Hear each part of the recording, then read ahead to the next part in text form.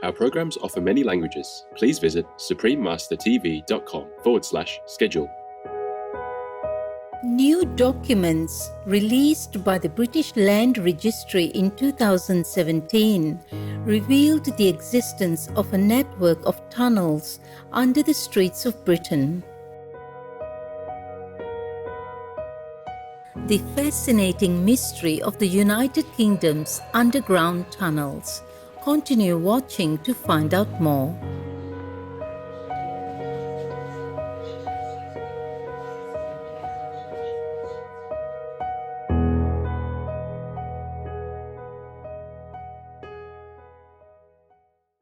If you visit beautiful Estonia, a common greeting you may use is tere, meaning hello in Estonian. Fun-loving viewers, I am Priit. The joyful Estonian people welcome your company and wish you a day filled with heavenly bliss.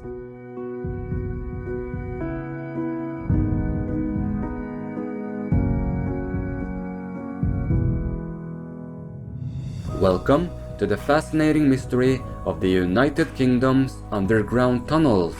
For decades, Great Britain's mysterious tunnel systems have been a source of fascination, and authorities have been conspicuously secretive about them until recently. New documents released by the British Land Registry in 2017 revealed the existence of a network of tunnels under the streets of Britain, with details on 3.5 million land and property titles under the ownership of councils, housing associations, companies, and corporations such as the Post Office, British Telecom, and the Ministry of Defence.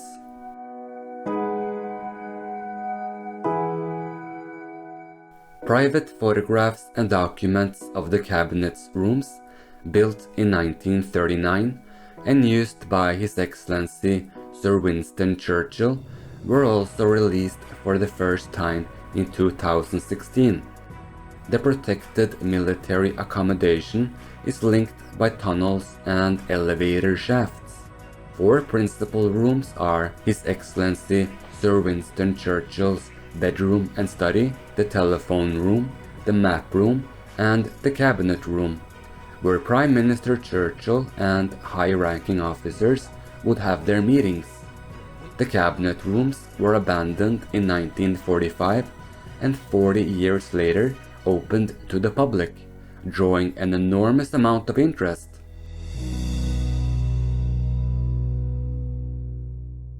In 2014, the Ministry of Defence sold the Whitehall building above the cabinet rooms and the secret tunnel to the Raffles hotel chain for £350 million. Named the OWO, this London landmark is set to open in 2022 as one of the world's highest profile hotels.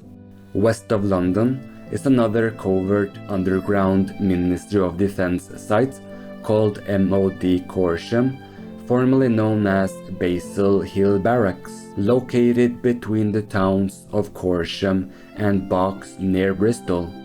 Commissioned in 1955, the enormous 35-acre complex measures more than a kilometer, or 0.62 miles long, and is 37 meters, or 121 feet underground.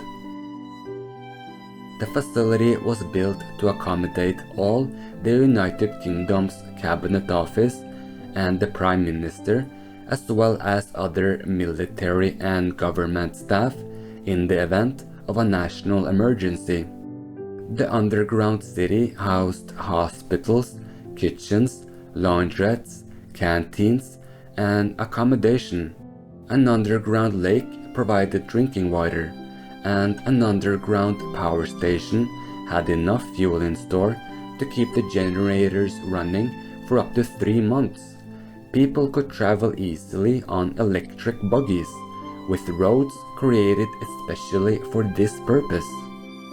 Special accommodation suites with private bathrooms were finished to such a high standard that it is believed to have been built to accommodate the royal family.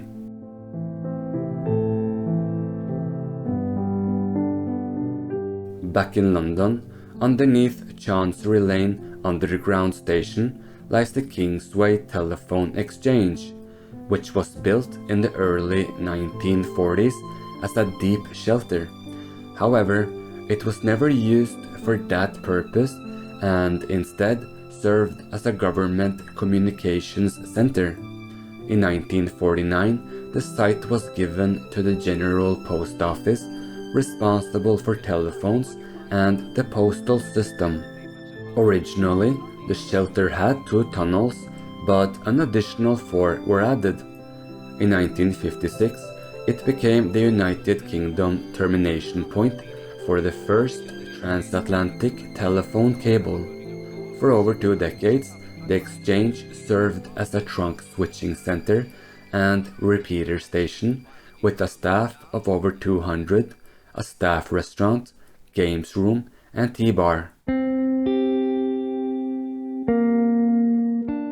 It is possible to walk the 6 kilometers or 3.7 miles from the underground headquarters to East London and emerge on a traffic island in the middle of a highway. Data regarding land ownership provided by the Land Registry and supplemented by the investigative work of Mr. Guy Shrubsole was mapped and published in his book Who Owns England? Guy went down the Kingsway tunnels with other research explorers. He stated, "It is an astonishing time capsule down there. Probably the 70s in terms of decor. It feels like an underground space station almost, with these winding tunnels that go on and on forever but are filled with dusty equipment." He was only able to gain access to one part of the tunnel system, as the other parts were bricked off.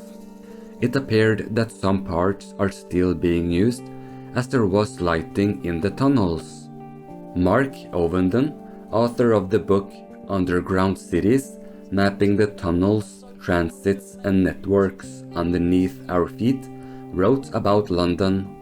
It also possesses one of the world's most diverse varieties of intricate, hidden, and well-used passages, ducts, and tubes beneath its streets.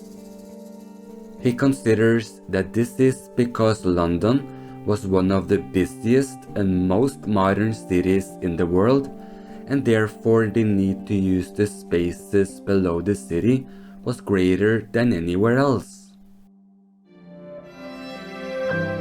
A collaboration known as Project Iceberg between the Connected Places Catapult, the British Geological Survey, and the Ordnance Survey attempts to amass subterranean data in London. This long-term project strives to record and map all tunnels, underground transport information, and underground utilities such as sewerage, water, electricity, and gas.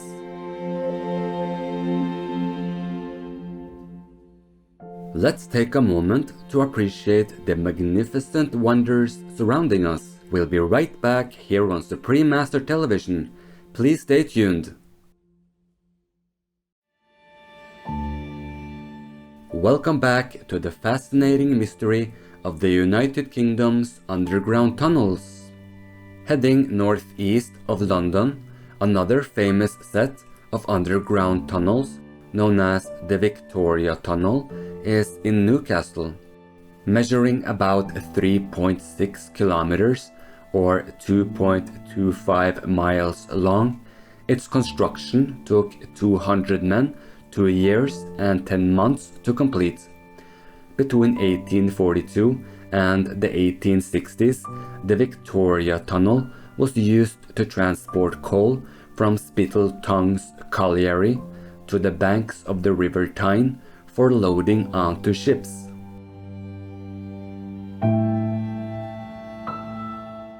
In 1939, the tunnel was reopened to house 9,000 residents as a shelter from air conflict. In 2006, after many repairs and added safety measures, the tunnels were again reopened as a tourist attraction. Guided tours allowed tourists to enter a short section of the tunnel around 700 meters or 0.4 miles long. Landform surveys carry out annual checks to monitor for movement to ensure the structure of the tunnels are sound.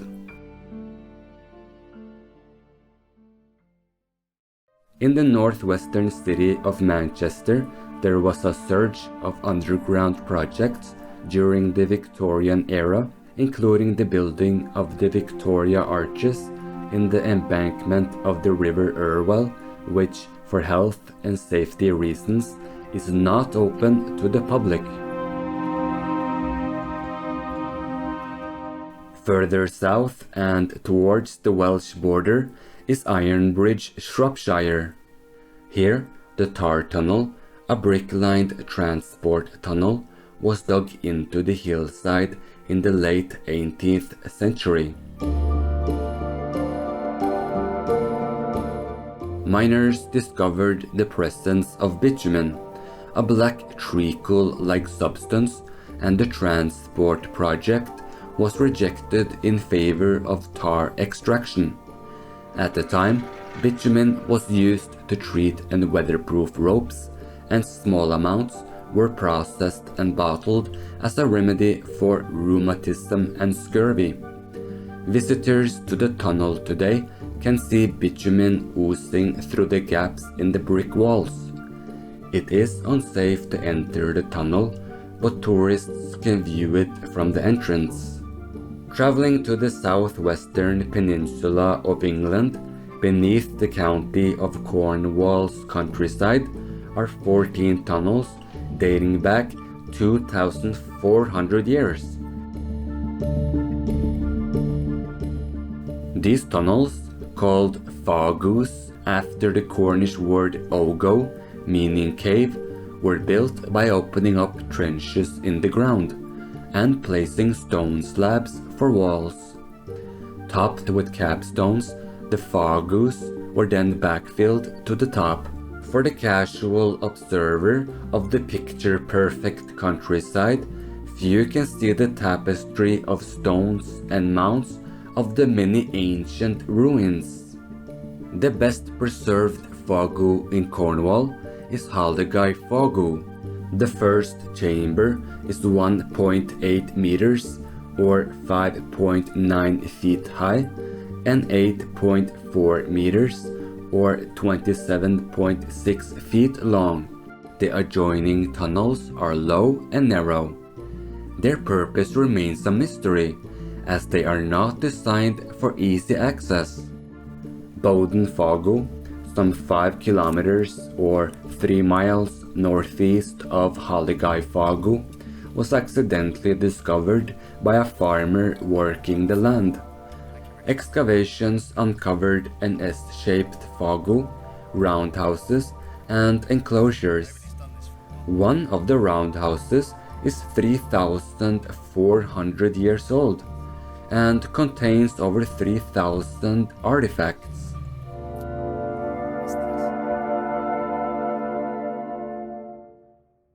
A little further north, in the county of Devon, are several unique tunnels providing access to beautiful areas of coastline and a Victorian tidal swimming pool. Located in Ilfracombe, Devon, a bathhouse was erected in 1836 to offer hot and cold water sea baths for health treatments, and the area is also home to an awe-inspiring beachfront wedding venue. All are inaccessible by any means other than the tunnels.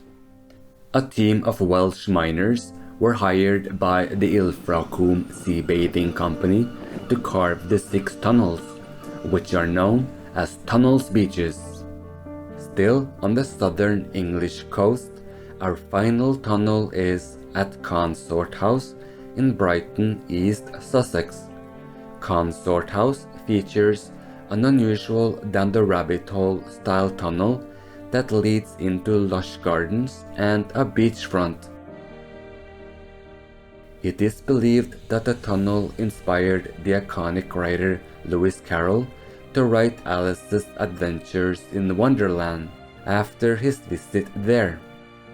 The magnificent 5-story house was sold for £3.4 million in 2016.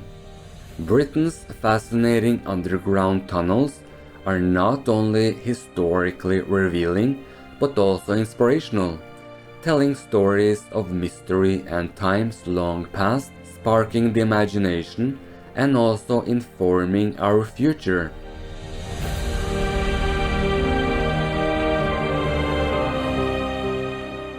Gracious viewers, it has been a great pleasure to have your company today. Coming up next is Tree Kangaroos, your friends up high, right after noteworthy news, here on Supreme Master Television. May the benevolent sun embrace and shower you with heavenly light and eternal bliss.